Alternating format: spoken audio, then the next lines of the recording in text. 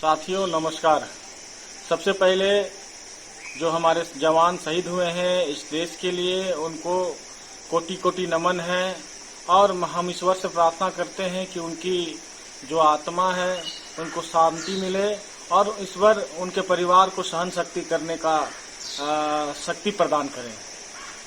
साथियों, जो स्थिति जो हालात इस देश में है और चीन जिस तरह से हमारे जमीन को कब्जा लिया है, ये हम नहीं बोल रहे हैं और सरकार इस पे चुप है। खुद बीजेपी का सांसद जो लद्दाख से आते हैं उन्होंने सारा खुलासा किया है कि 50 किलोमीटर चीन अंदर घुस गया है। 20 जवान हमारे शहीद हो गए हैं। साथियों, उसके बाद भी ये नरेंद्र मोदी जी की सरकार चुप है।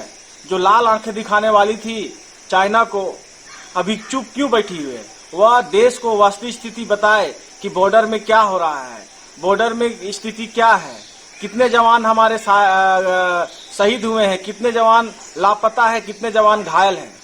साथियों, जब भी इन अंधभक्तों से बात करो, ये पोस्ट करते हैं कि 1962 में क्या हुआ था। इनको पता नहीं है क्या कि 1962 में जो हमारे जवान हैं वो लड़े थे और लड़ के मरे थे और छाती दिखाई थी जवानों ने, और चाइना को जितना हद तक हो सके उस लड़ाई को लड़के अपने वीर गति को प्राप्त हुए थे। इसका बदला 1967 में हमारे जवानों ने चाइना से लिया था, उनके 350 जवानों को मार के। लेकिन ये अंधभक्त सिर्फ नेगेटिव चीज चलाते हैं। अभी भी देश की स्थिति जो है, चाइना घुस गया है, उसके बावजूद भी ये लोग देश को स्थिति बताने की स्थिति में नहीं है। 20 जवान शहीद हो गए हैं, लेकिन इधर उधर की बातें कर रहे हैं। राजनाथ सिंह जो बड़ी बड़ी बातें 2013 में करते थे, आज वो रक्षा मंत्री हैं, वो बताएंगे देश को कि इस देश में क्या हो रहा है। साथियों, सबसे बड़ी बात यह है कि कल हमारी युवा कांग्रेस के राष्ट्रीय अध्यक्ष और राष्ट्रीय प्रभारी श्रीनिवास बीपी जी कृष्णावेलु जी के नेतृत्व में कैंडल मार्च निकाल के चाइना एम्बेसी में गए थे। लेकिन चाइना एम्बेसी में मोमबत्ती कैंडल मार्च अपने शहीदों को श्रद्धांजलि देने का इन्होंने मौका नहीं दिया। इन्होंने उनको गिरफ्तार करके जेल भेज दिया। आप बताइए, लोकतंत्र कहाँ है?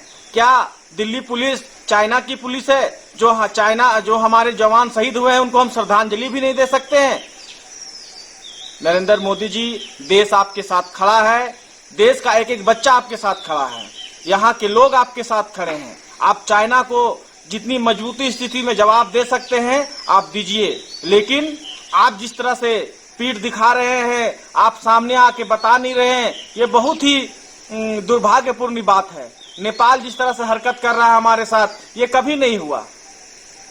अगर हम लोग अगर स्थिति ये रही तो हम लोग अब सड़क पे उतरेंगे और सड़क पे उतर के विरोध करेंगे कि चाइना ने जो 50 किलोमीटर अंदर घुसा है, और जरूरत पड़ने पर हम लोग सब उसमें जाके आपके मदद के साथ खड़े हैं। जरूरत पड़ी तो सारे लोग, एक एक बच्चा आपके साथ खड़ा है, सारे राजनीतिक दल आपके साथ खड़ा है। आप चाइना के साथ मजबूती से लड़ें।